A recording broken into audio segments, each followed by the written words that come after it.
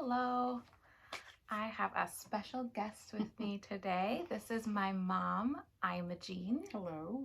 and I'm in Missouri with her where she lives, and I'm doing a quick interview about her cancer journey. And so she actually just got done with surgery, and we'll get into that, but we're going to go back to 13 years ago. Yeah, 2010. 2010 when she was first diagnosed. So how old are you now? 63. So you were, it's like 50. 50. You're 50. Yep. So go ahead and tell us about how was that breast cancer found 13 years ago? Well, I've always been under suspect of tissue, so I was always having mammograms once a year, and I missed an exam, one mammogram, and then they called me in to do just the regular mammogram, and then next thing I know, I was having a biopsy, and this all ran in just a few days in December of 2009. And I was sitting in a waiting room. My sister was having some kind of surgery. Got that phone call. So they did all the biopsies and decided it was not the invasive one, but DCIS contained. Mm-hmm. And only thing that was was really offered was a lumpectomy. That's all they said I would need. No radiation, no chemo, no nothing. And then afterwards, and I remember asking him if it was too aggressive for me to ask for a mastectomy at that time. And it was. I think things have changed now, because now it's kind of like the women, if they have any type of cancer, if you even just like a family history of cancer, you can get a double mastectomy. Yeah, insurance will cover. That's what I found out this time around. But I had the lumpectomy in January of 2010, and I had to go back for a second surgery because the borders were not. The margins weren't clear. The margins weren't clear. Mm-hmm. So 6 weeks later in February, I was having the second border clean, and then I did 7 weeks of radiation. And that would have been the month Tiffany got married in 2010. So 2012. 13. I got married in 2013. It was a couple years. Katie got married. Katie got married. Katie got married.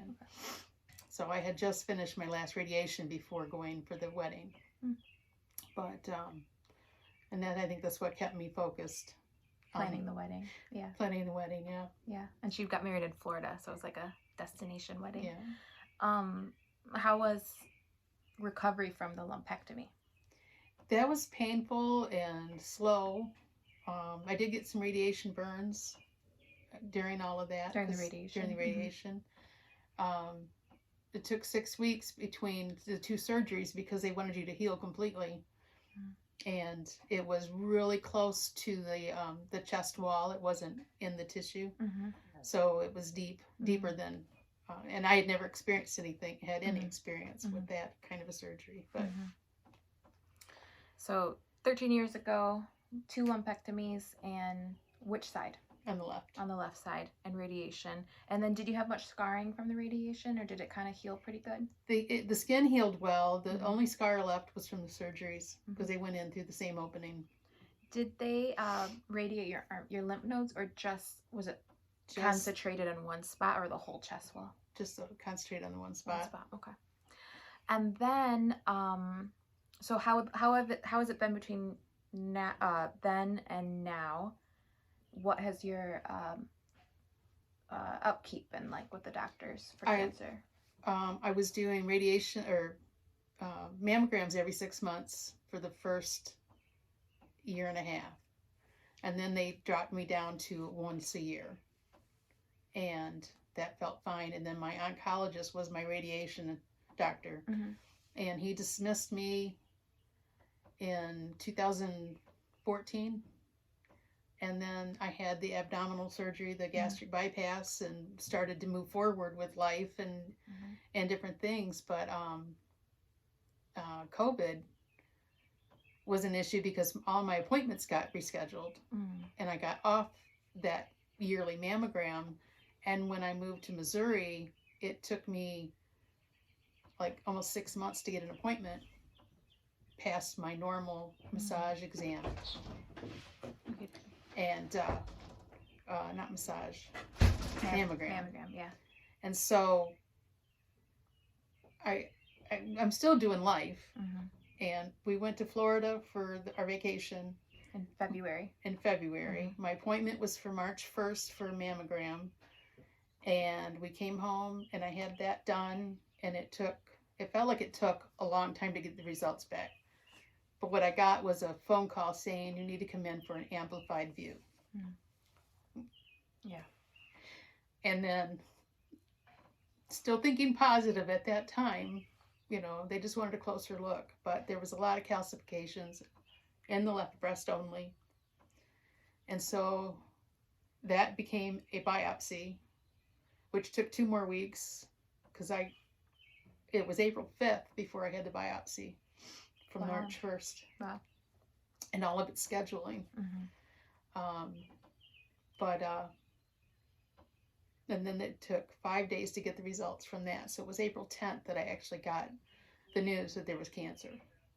And got right in with a surgeon. I mean, there was no bypassing of anything. And then I went straight to talk to Dr. Henderson, who was very, very informative. And like you said, Okay, go ahead. So I got to see the surgeon within 2 days of the phone call, Dr. Henderson.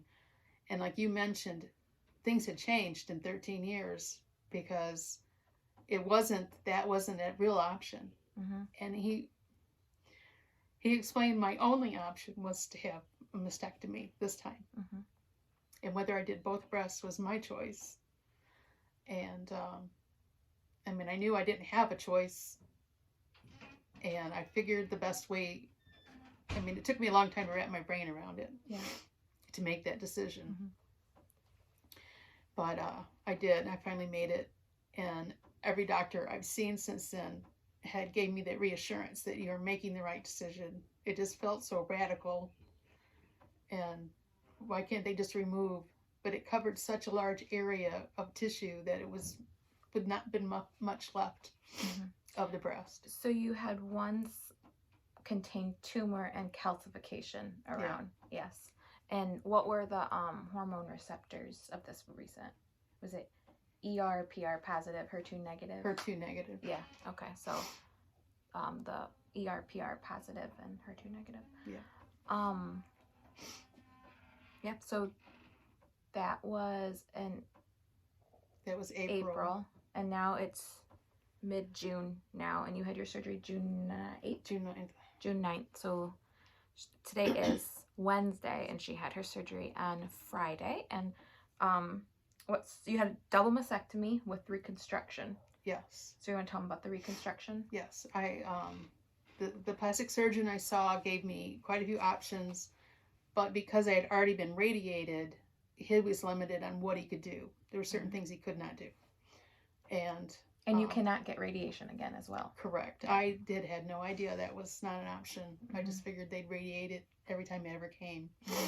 But he gave me the option of doing a rotational flap, which is pulling tissue from the back or under the arms. And I didn't like the idea of having an implant. I'm 63, almost 64. I don't care what size my breasts are at this time. And I'm looking forward to not wearing a bra ever again. But I didn't want to do it this way. Yeah. So what he was able to do, and the tissue as well, but he wouldn't know the condition of it until he got inside because of the radiation. And so he made two incisions in my back, and I haven't seen any of the stitches. We're getting ready to go to the follow-up appointment, and she'll be able to take all the bandages and everything off. But the pain's been minimal. Yeah. She's doing really good. Surgical pain, I haven't really felt too much. I can feel where the drains are. That's kind of tender. The worst part was having my shoulders because it took 5.5 hours for the second surgery for the reconstruction, and they had my arms straightened out in a cross position for 8 hours. And my left shoulder does not like me very much right now, but we're working through it. And so with the tissue that they removed from her back, they didn't remove any muscle, so it's not the latissimus dorsi muscle. It's not the lat flap, but instead it's not, from my little research, it's not super common, but it's called Tdap.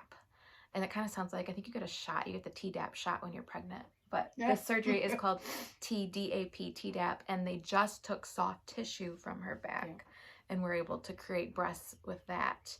And so she, has those incisions on her back, and then we're not really quite sure how everything looks, but she's feeling really good. You have 4 drains. I have 4 drains. We think they're going to come out really soon, though, which is good. And, I mean, my limitations are in nothing over 15 pounds, not to raise my hands up over my head too high, which pain is a deterrent, so it's not been hard not to do. The hardest part is not doing what moms do. And grandma's. She lives next door to my sister and her 4 kids, so they're over here all the time. And all 4 of my daughters came down and have been with me for this whole ordeal, and I appreciate it a lot. Love you. And also, so her first diagnosis, she was in Michigan and lived in Michigan for her whole life, almost. And then just a year ago, she moved to Missouri, and that's where, so this everything, all the hospital systems and new doctors and everything. But so how long was it? How many mammograms did you miss? 1. 1 mammogram. Wow. But you still, each time it was only 1. But they still caught it really fast this time. The ultrasound, or the 3D mammogram, has saved me twice, because they had just come out with that 13 years ago, and now it amplifies, and it's a nice look. So, but that's made a difference. Anything else? What's been helpful for dealing with this diagnosis this time? Trusting on God and having the family support, and living right next door to your pastor doesn't hurt. her son-in-law is their pastor. But God he's been there for everything, and I didn't have peace at first with the second one. I've been struggling with a lot of other issues, but God's shown me the peace that I needed to get through the second time. And it's amazing that she's able to find a microsurgeon, I think, because I looked around in this area, because they're in like the Springfield, Missouri area, and there's not many, I could find like microsurgeons that do this surgery, but she found like the only one. But pretty quickly, he was recommended, right? He was recommended, and they're like 2 buildings away from each other. So they work together a lot. And what's his name, and what's the hospital system? Cochaver. Dr. Is Cochaver. the plastic surgeon, and it's in the Mercy. And you've been happy with all the care you've received there? I have. With every single person I've dealt with since I've been down in Missouri. It's been Mercy. And then so going forward, we're going to get you recovered from this. And then do you know, they're not thinking there would be any other treatments. You can't have radiation, and they don't think chemo is needed. Right. And you'll find out, I guess, what will look like for looking for things in the future, because you don't have breasts, so they don't need to do mammograms anymore. That's right. That's usually how they decide with those things. So breast cancer won't be an option. But I love you. I love you too, honey. Anything else you want to add? No, I'm good. All right, so one thing we didn't talk about, sorry, is we do not have the BRCA gene. I got tested and it was negative, and so even though they tested her, they didn't test her 13 years ago, but they tested her this year. Even though they knew it was going to be negative, they just still tested, and it was negative still. So it is just something we don't know, but it's interesting that, like, I had breast cancer twice, you've had breast cancer twice, but there doesn't seem to be like a known reason for it. So you just don't know. The surgeon was befounded because he said, normally I'm working from mother to daughter, not daughter to mother. So it was just unusual. There's no explanation for it. God, we don't know why God does things sometimes, but we got through it. We did. All right. Thank you, everyone, for watching, and please pray for my mom as she continues to recover. Hi there. I just wanted to make a quick update to that video with my mom, because so immediately after we recorded that video, we went to the doctor and for like her follow-up, and it started to look like her new reconstructed breasts were not doing good, and so she ended up having to come in for another surgery yesterday in Missouri, and had actually ended up losing. She had a failed flap, so she lost one of them, and the other one they're thinking they can save. But I just we didn't know that at the time. We thought everything was great, but it did look like things didn't quite turn out perfectly. And so if you could pray for her. She was in the hospital overnight, and I think she's going to be released, but it looks like she's flat on one side, and then she has the reconstructed breast on the other side, and the breasts just were not getting blood flow, and so yeah, it wasn't quite what she wanted, but at least the cancer's gone and she has still more options, so she'll figure stuff out. But I just wanted to update everyone and ask you to pray for her as she figures all of this out.